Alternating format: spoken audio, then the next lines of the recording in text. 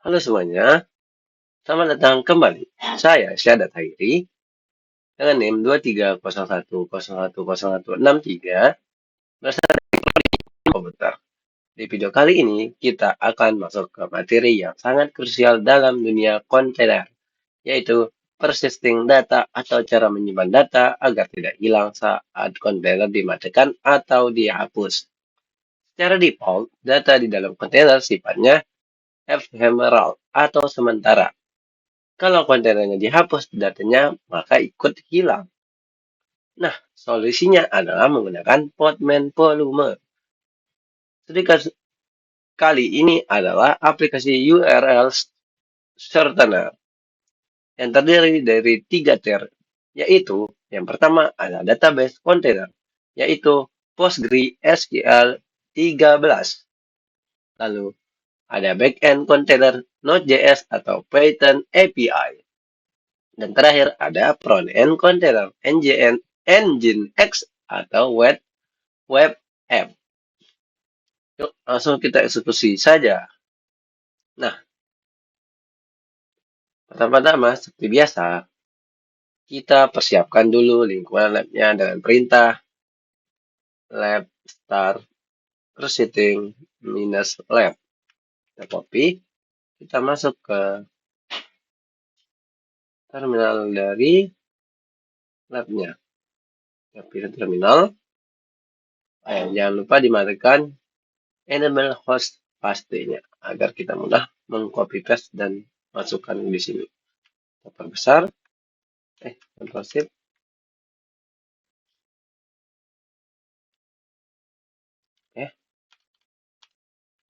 Paste.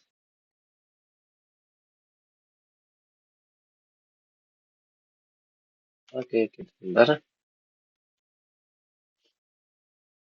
Nah, perintah ini akan menyiapkan file materi lab termasuk file backup database yang nanti akan kita import ke dalam volumenya. Oke, sudah berhasil. Nah, di sini langsung saja terdiri 3 tahapan atau 7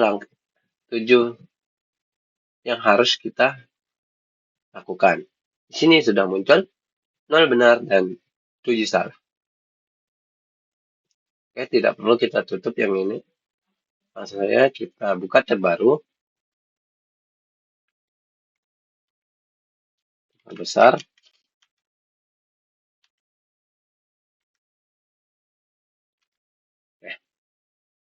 Nah, yang pertama, membuat dan mengimpor data ke volume. Kita buat volume baru bernama postgre-pol. Lalu kita isi data dari file archive, yaitu postgre-pol.tar.gz yang sudah disiapkan di lab.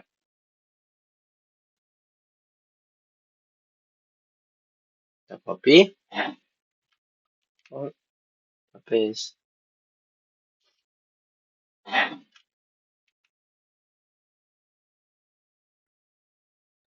Lalu kita enter. Oke. Ini sudah ada keluar packetnya, postgre-pol. Lalu kita ke berikutnya, kita copy podman volume import postgre-pol. Nah, dan setelah sini berarti perintahnya langsung jangan dieksekusi, berarti ada perintah berikutnya yaitu di bawahnya. Kita copy, masukkan di sini, paste. Sorry, lupa kalau yang 12 gini atau multiline kita gunakan open text dialog. Kita paste, kita save.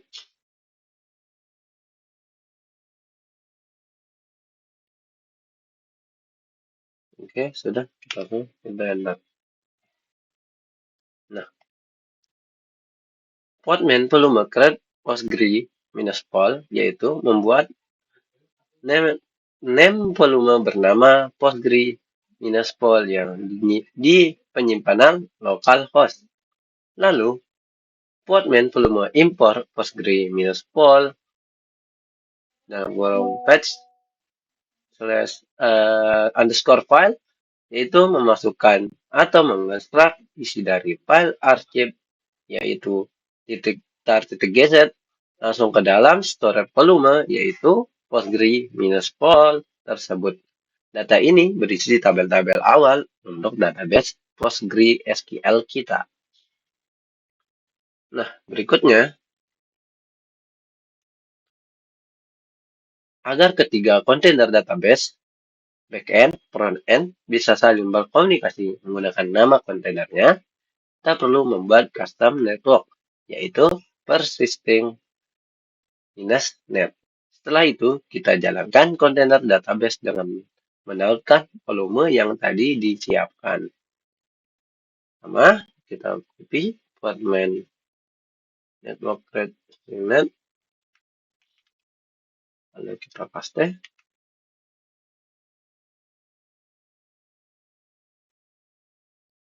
Enter. Nah, ini udah ada outputnya persisting-net. Lalu berikutnya kita copy portman run minus name sampai bawah sini. Tapi jangan lupa kita pakai dialog,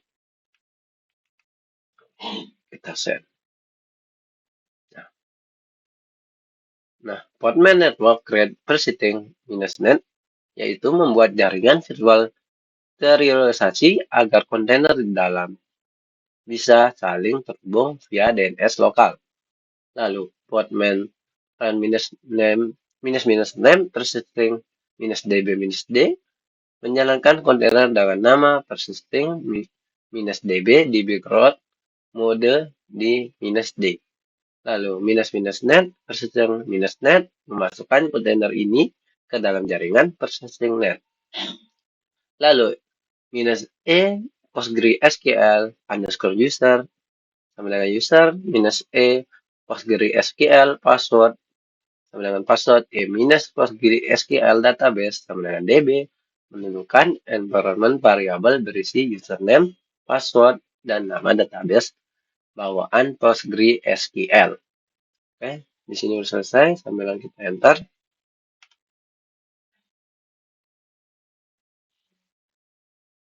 Nah, lalu -mount sama dengan type sama dengan volume, src sama dengan postgres, -pol, dst sama dengan /var/lib/pgsql /data mengattack atau mount volume postgre-pol yang berasal dari src ke direktori penyimpanan data bawaan PostgreSQL di dalam kontainer. dst sama dengan var/lib/pgsql/data. Dengan begitu, seluruh data transaksi DB akan tersimpan secara permanen di volume hostnya. Nah, di sini sudah berhasil, sudah keluar ID-nya. Maka langkah selanjutnya, kita lanjut. Kita jalankan kontainer backend. Kontainer ini butuh terhubung ke database persisting-db dan membuka port 8080 tersebut. Kita copy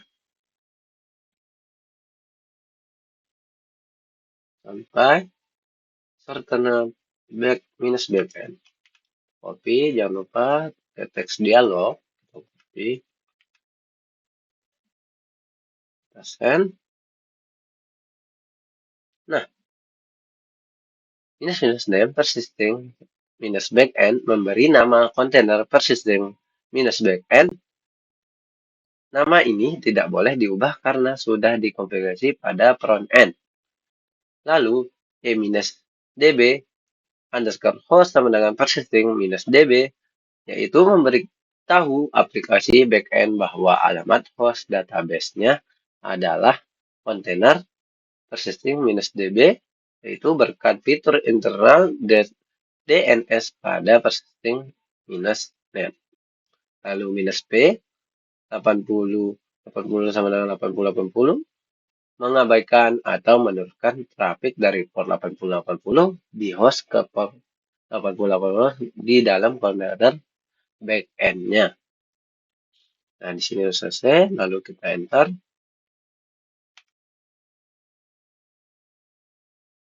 Kita tunggu.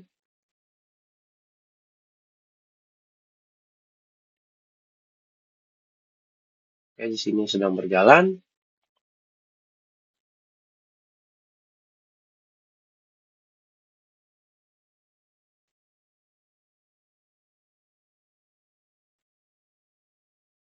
Tunggu sebentar. Nah, di sini sudah ada output-nya, yaitu ID-nya. Lalu, kita masuk ke langkah terakhir. Dari akselerator aplikasi ini adalah menyalakan kontainer front-end yang bertindak sebagai antarmuka pengguna di port 3000. Kita copy portman dan minus name sampai URL statement minus front end. Copy, jangan lupa pakai teks dialog. Kita paste, kita send.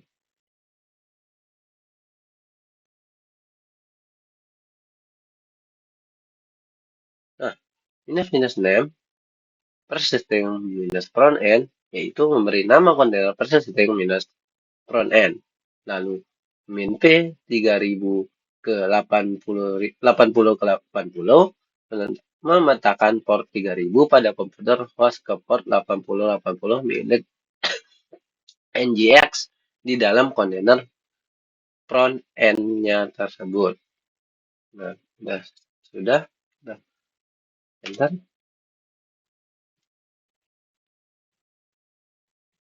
Kita tunggu sebentar.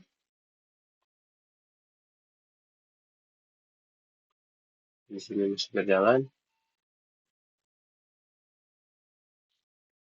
Nah, sudah berhasil, sudah muncul ID-nya. Masuk ke tahap 5. Kita disuruh in a web browser versi the application at http localhost 300. Kita coba cek.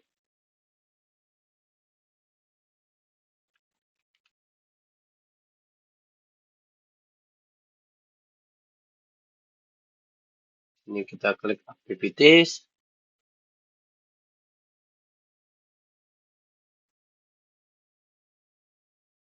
Tunggu sebentar. Nah, ini udah ada icon browser Firefox. Kita buka.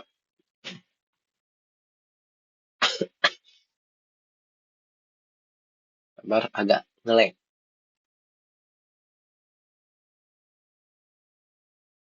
Oke, sudah berhasil. Lalu kita paste di sini.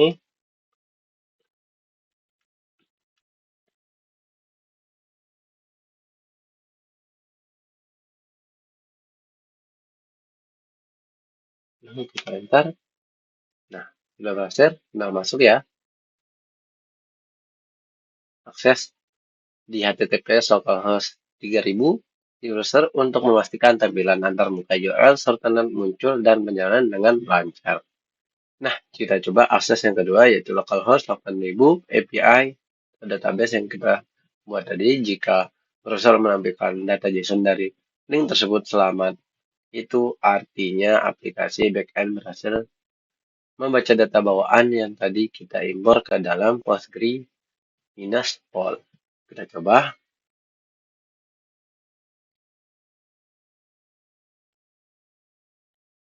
Kita copy.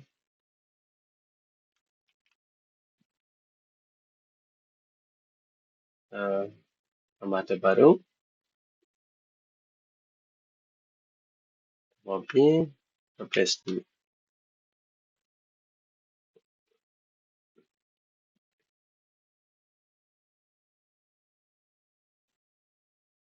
Sabar ya. Laptopnya agak lelet. Ya sudah, kita enter. Oke, berhasil. Tutup ya. Agak berat. Biar tidak lelet.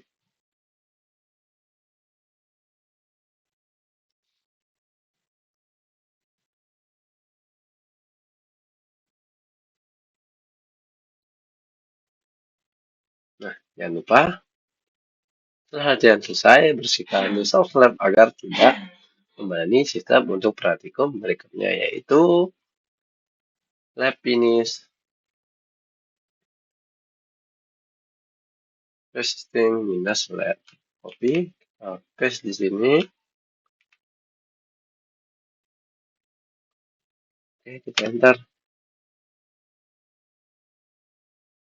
Tunggu sebentar dan berhasil.